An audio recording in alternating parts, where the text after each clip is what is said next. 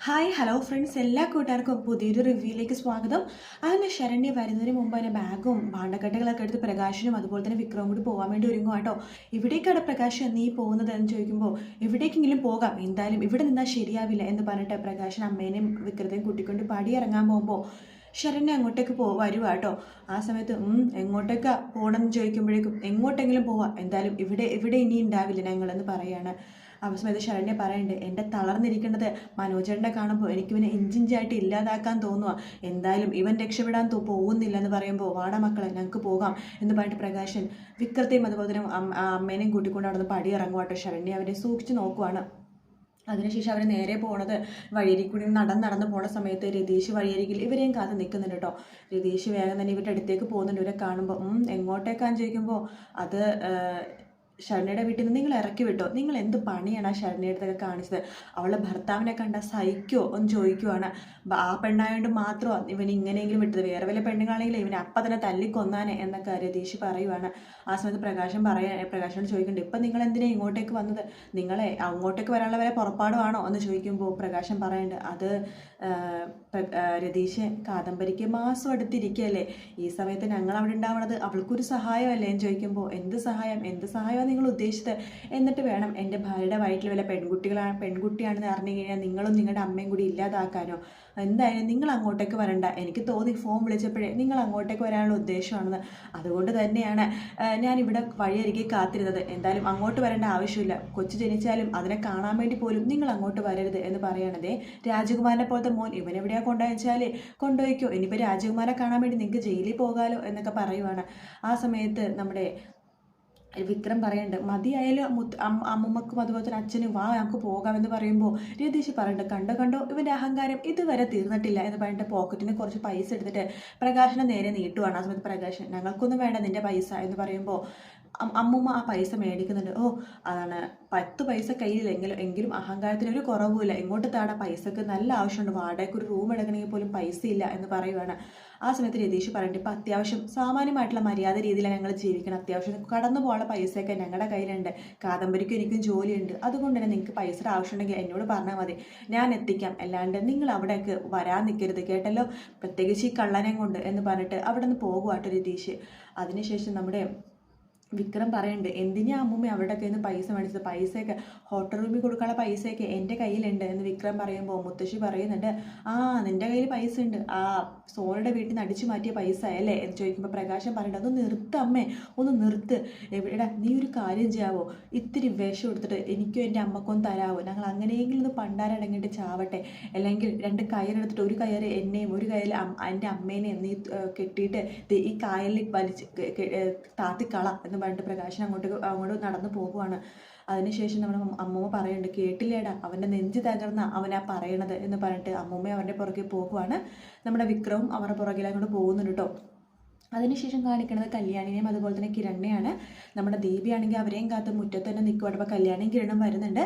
ആ സമയത്ത് ദീപ പെട്ടെന്ന് തന്നെ ഓടി വരുന്നുണ്ട് കേട്ടോ. അതും കണ്ടുകൊണ്ട് നമ്മുടെ സരിയും ഷാരിയും കൂടി പുറത്തിറങ്ങിയിട്ട് പറയുന്നുണ്ട്, സരിയു ദേയമ്മേ അവൾ വന്നല്ലോ, അപ്പോൾ അവൾ ജയിലിൽ കിടന്നില്ലേ എന്ന് ചോദിക്കുമ്പോൾ ഷാരി പറയണ്ടേ, എൻ്റെ പൊന്നുമോളെ ഒരു ദിവസം കൊണ്ടൊക്കെ ജയിലിൽ കിടക്കാൻ പറ്റുമോ, അതിന് 2-3 ദിവസങ്ങൾ സിറ്റിങ്സ് ഒക്കെ വേണ്ടി വരില്ലേ, അതുകൊണ്ട് അവൾ എന്തായാലും ജയിലിൽ കിടക്കും മോളെ എന്നൊക്കെ പറയുക കേട്ടോ. ആ സമയത്ത് ദീപ പെട്ടെന്ന് ചോദിക്കണ്ടേ, എന്തായി മോനെ കോടതിയിലെന്ന് ചോദിക്കുമ്പോൾ കിരൺ പറയണ്ട്, അമ്മേ അവർക്ക് വേണ്ടി നിന്നതേ നല്ല അടിപൊളി വക്കീലാണ്, പക്ഷെ ആ വക്കീലിനെ പൊളിച്ചടുക്കി അമ്മയുടെ മകൾ കല്യാണി അമ്മേന്ന് കോടതിയിൽ വരണമായിരുന്നു, അത്രയ്ക്ക് അടിപൊളി വാദമായിരുന്നു കല്യാണിയുടെ, എന്തായാലും അവന് ശിക്ഷ കിട്ടുമെന്ന് ഉറപ്പാണ് എന്നൊക്കെ പറഞ്ഞിട്ട് അവരിങ്ങനെ കളിച്ച് ചിരിച്ച് തമാശ ഒക്കെ പറഞ്ഞിട്ട് എങ്ങനെ ഇരുന്ന് ചിരിച്ചുകൊണ്ടിരിക്കുക കേട്ടോ. ആ സമയത്ത് നമ്മുടെ മനോഹർ കാറുമായിട്ട് രാഹുലിനെ കൊണ്ടുവരുവാണ്. ആ സമയത്ത് ഷാരി പറയുന്നുണ്ട്, ദേ മോളെ വട്ടൻ വന്നു വാ എന്ന് പറഞ്ഞിട്ട് സരീനെ കൂട്ടിക്കൊണ്ട് മുറ്റത്തേക്ക് പോകുവാണ്. ആ സമയത്ത് ഡോറ് തുറക്കുവാണ് മനോഹർ ഡോറ് തുറക്കുന്ന സമയത്ത് രാഹുൽ, നീ എന്നെ പിടിക്കുമൊന്നും വേണ്ട, അതിന് നിങ്ങൾ ആരെ പിടിക്കുന്നത്, ഞാൻ ഡോറ് തുറന്നതാ, ഇറങ്ങി വാ അമ്മച്ച എന്ന് പറഞ്ഞിട്ട് വിളിക്കുവാണ്. ആ സമയത്ത് നമ്മുടെ കിരൺ പറയുന്നത്, കല്യാണി വട്ടം വന്നു എന്ന് പറഞ്ഞിട്ട് അവർ ചിരിക്കുവാട്ടോ. ആ സമയത്ത് രാഹുൽ പെട്ടെന്ന് കിരണിനെയും അതുപോലെ തന്നെ മനോഹറിനെ മാറി മാറി നോക്കുവാണ്. കിരണിൻ്റെ അടുത്തിരിക്കുന്ന കല്യാണിനെയും എൻ്റെ മോളുടെ അടുത്തിരിക്കുന്ന ഇവനെയും ഒഴിവാക്കണം, എന്നിട്ട് എൻ്റെ മോളെയും കിരണിനെയും ഒന്നാക്കണം എന്നൊക്കെ പറഞ്ഞിട്ടാണ് വണ്ടിയിൽ നിന്ന് ഇറങ്ങണത്. ആ സമയത്ത് സരയു വരുന്നുണ്ട്, വാച്ച ഞാൻ പിടിച്ചിട്ട് അകത്ത് കയറ്റാം എന്ന് പറഞ്ഞിട്ട് സരയു രാഹുലിനെയും പിടിച്ചിട്ട് അകത്തേക്ക് കയറ്റുക കേട്ടോ. അതിനുശേഷം നമ്മുടെ ഷാരിയും മനോഹറും മുറ്റത്തിരിക്കുമ്പോൾ കല്യാണിയും കിരണും ദീപയും ഇങ്ങനെ ചിരിക്കണം കാണുമ്പോഴേക്കും ഷാരി പറയണ്ടേ, ആഹാ നിങ്ങൾ ചിരിച്ചോ, നന്നായിട്ട് ചിരിച്ചോ, നാളെ ഇവള് ജയിലിൽ പോകുമ്പോഴേ ഇതിനേക്കാളും നന്നായിട്ട് ഞാൻ ചിരിക്കും എന്ന് പറഞ്ഞിട്ട് ഷാരി അകത്തേക്ക് കയറി പോവാ. ഷാരി പോയി കഴിയുമ്പോഴേക്കും മനോഹർ അടിപൊളി എന്ന് പറഞ്ഞിട്ട് ഇങ്ങനെ കൈയൊക്കെ കല്യാണിനെ കാണിക്കുന്നുണ്ട്. മനോഹർ എന്നിട്ട് കയറി പോകുക കേട്ടോ. അതിനുശേഷം കാണിക്കുന്നത് പ്രകാശനെയും അതുപോലെ തന്നെ വിക്രത്തിനെയും അതുപോലെ തന്നെ അമ്മൂമ്മേനെയാണ്. അവരൊരു ഹോട്ടലിൽ റൂം എടുത്തിട്ട് അവിടെ ഇരിക്കുക കേട്ടോ. ആ സമയത്ത് നമ്മുടെ എന്താണ് പ്രകാശൻ പറയുന്നുണ്ട്, നാളത്തെ കോടതി വിധി എന്താകുമെന്ന് ആലോചിച്ചിട്ട് ഒരു എത്തും പിടിയും ഇല്ല അമ്മേ. ഇവൾ പറയുമ്പോഴേക്കും അമ്മമ്മ ചോദിക്കുന്നുണ്ട്, എന്നാലും ആ ശരണ്യ എന്തിനാടാ നമ്മുടെ മോനെ കല്യാണം കഴിച്ചെന്ന് ചോദിക്കുമ്പോൾ, അമ്മേ അവളായതുകൊണ്ട് കല്യാണം കഴിച്ചിട്ട് ഇവൾ ഇഞ്ചിഞ്ചായിട്ട് കൊല്ലാൻ അവളുടെ തീരുമാനം. പക്ഷെ അങ്ങനെയൊന്നുമല്ല, വേറെ വല്ല പെണ്ണുങ്ങളാണെന്നുണ്ടെങ്കിൽ ഇവനെ ഇല്ലാതാക്കിയാൻ അവളായതുകൊണ്ട് കല്യാണം കഴിച്ച് ഇഞ്ചിഞ്ചായി കൊല്ലാനെങ്കിലും നോക്കി. അവളുടെ ഭർത്താവിൻ്റെ മുഖം കണ്ടാൽ സഹിക്കില്ലമ്മേ. എങ്ങനെ തോന്നിയടാ നിനക്ക് ഇങ്ങനെയൊക്കെ ചെയ്യാൻ വേണ്ടി?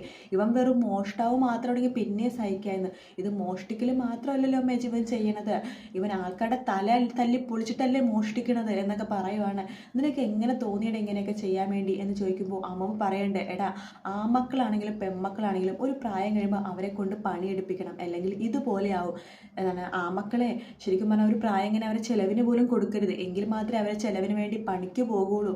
ഇപ്പം നിനക്ക് മനസ്സിലായില്ലേ എന്നൊക്കെ ഇങ്ങനെ പറയുവാണ്. ആ സമയത്ത് പ്രകാശം പറഞ്ഞിട്ട്, കേട്ടില്ലേടാ അമ്മ പറഞ്ഞത്, നിന്നെ ഏറ്റവും കൂടുതൽ സപ്പോർട്ട് ചെയ്യണ അമ്മ വരെ ഇപ്പം ഇങ്ങനെയാ പറയണത് എന്നിങ്ങനെ പറയുവാണ്. ആ സമയത്ത് ഇനിയെങ്കിലും നിനക്ക് പോയിട്ട് ഇപ്പോൾ കെട്ടിപ്പോയി ചത്തൂടെടാ എന്നൊക്കെ പറഞ്ഞിട്ട് പ്രകാശൻ അവിടെ നിന്ന് ഇറങ്ങി പോകുവാട്ടോ റൂമിൽ നിന്ന്. അതിനുശേഷം വിക്രമാണെങ്കിൽ ഭ്രാന്ത് പിടിച്ച പോലെ അവിടെ തന്നെ ഇരിക്കുവാണ്. അതിനുശേഷം കാണിക്കുന്നത് നമ്മുടെ രാഹുലിനെയാണ്. രാഹുൽ റൂമിലിരിക്കുന്ന സമയത്ത് ഷാരിയും സരയും കൂടി രാഹുലിൻ്റെ അടുത്തേക്ക് വരുന്നുണ്ട്. ആ സമയത്ത് നമ്മുടെ സരയും ഷാരിയും പരസ്പരം അങ്ങോട്ടും ഇങ്ങോട്ടും പറയണം, അമ്മ ചോദിക്കാമേ, നീ ചോദിക്കുക എന്ന് പറയണം. എന്താ കാര്യം എന്ന് രാഹുൽ ചോദിക്കുമ്പോൾ, അതെ ആങ്ങളെയും അതുപോലെ തന്നെ പെങ്ങളും കൂടി ഞങ്ങളെ വട്ടാക്കുമായിരുന്നു അല്ലേ? ആര് വട്ടാക്കുന്ന കാര്യം നീ പറയണ ഷാരി എന്ന് ചോദിക്കുമ്പോൾ, രൂപ നിങ്ങൾ പറട്ടാ ആ സേനനെ സ്നേഹിക്കുന്ന പോലെ അഭിനയിച്ചല്ലേ, ഇതൊക്കെ നിങ്ങളുടെ ആരാ പറഞ്ഞത് എന്ന് ചോദിക്കുമ്പോഴേക്കും, ഇതൊക്കെ ഞങ്ങളുടെ ആരും പറഞ്ഞതൊന്നുമല്ല, ഞങ്ങൾ അറിഞ്ഞു എന്ന് പറയാണ്. എന്നിട്ട് ഞങ്ങൾക്ക് എന്താ നിങ്ങൾ ഈ സത്യം പറയാതിരുന്നെന്ന് ചോദിക്കുമ്പോൾ, നിങ്ങളിത് എങ്ങനെ അറിഞ്ഞു എന്ന് സത്യം പറ എന്ന് രാഹുൽ പറയുമ്പോൾ ഷാരി പറയുന്നുണ്ട്, നിങ്ങളുടെ നാവിൻ്റെ തുമ്പത്തം തന്നെയാണ് സത്യങ്ങൾ അറിഞ്ഞത്. ഹോസ്പിറ്റലിൽ കിടക്കുന്ന സമയത്ത് നിങ്ങൾ രൂപയുടെ സംസാരിക്കണത് ഞാൻ എൻ്റെ ചെവി കൊണ്ട് കേട്ടതാ എന്ന് ഷാരി പറയുക. നിങ്ങൾക്ക് ഈ സത്യം ഞങ്ങളോട് പറയാൻ പാടില്ലായിരുന്ന മനുഷ്യ എന്ന് ഷാരി ചോദിക്കുമ്പോൾ രാഹുൽ പറഞ്ഞിട്ട്, ഞാൻ നിങ്ങളുടെ എങ്ങനെ ഈ സത്യം പറയും? കാരണം നിങ്ങൾ ആ മനോഹർ എന്ന് പറഞ്ഞ ആ ഫ്രോഡിൻ്റെ വാക്ക് കേട്ട് എൻ്റെ മെൻ്റൽ ഹോസ്പിറ്റലിൽ വരെ ആക്കിയില്ലേ, അവൻ്റെ വാക്കുകൾ കേട്ട് വിശ്വസിക്കണം നിങ്ങൾക്ക് എങ്ങനെ ഞാൻ ഈ സത്യം പറയും എന്ന് പറയാട്ട് രാഹുൽ. അങ്ങനെ പറഞ്ഞുകൊണ്ടിരിക്കുക തന്നെ മനോഹർ ദേഷ്യത്തോടു കൂടി റൂമിലേക്ക് വരുന്ന ഭാഗത്തോട് കൂടിയിട്ടാണ് എപ്പിസോഡ് തീരുന്നത്. വീഡിയോ ഇഷ്ടപ്പെട്ടെങ്കിൽ ലൈക്ക് ചെയ്യുക, സബ്സ്ക്രൈബ് ചെയ്യുക, കമൻറ്റ് ചെയ്യുക. മറ്റൊരു വീഡിയോ ആയിട്ട് വീണ്ടും കാണാം. Take care, bye bye.